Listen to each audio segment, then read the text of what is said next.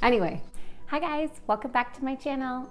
Today I am talking all about pantry organization. Every New Year's or after the New Year's, I always feel like, okay, I need to purge and organize and get myself ready for the new year. So this year it's my pantry. Well, I'm doing a couple other things around the house and I'll link it below so you can watch those as well. Or you can check them out on the blog, also linked below. What I did with my pantry is it used to be organized, but through the years it's gotten overloaded with stuff, and just I had this box for all this baking, brown sugar and stuff like that. So I had to purge everything. I kind of started fresh. So I'm gonna walk you through the steps that I took to make my pantry cute and organized, and hopefully it's helpful to you.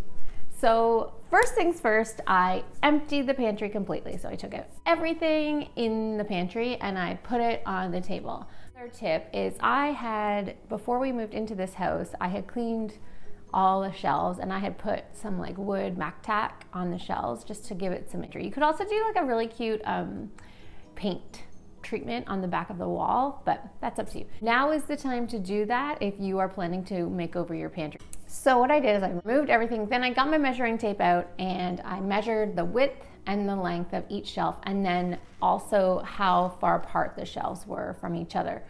And then I went on the Kitchen Stuff Plus website, and I want to thank them for being a partner.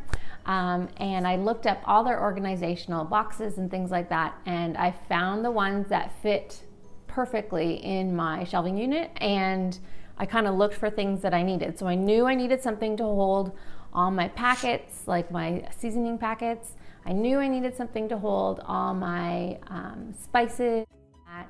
And then just side dishes. I always used to have a basket for side dishes, but through the years that had gone missing. So I wanted something for that. And then also for my vegetables. Well, I guess they're legumes. Anyway, my avocados, my onions. I also put oranges in there just because I like that they're at eye level for the kids, so the kids will grab those after school. And then also some jars for pasta and rice and things like that as well. And then most importantly, to organize my baked goods, I got some of these really cool containers from Kitchen Stuff Plus. You pop the lid and it keeps the freshness in. So when I got those, I just gave them a quick rinse, and then I filled them with my flour, sugar, baking powder, and baking soda. Make sure you label those.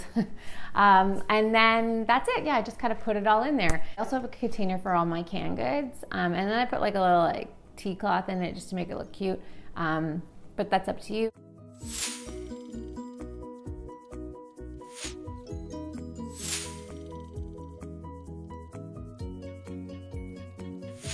So I hope you like the final look. I'm really happy with it. I feel like it looks like a little store, and it makes me just want to cook and shop, and I don't know, I just love it. It's a little pantry, but it's got it works big. Anyway, yeah, so see you soon.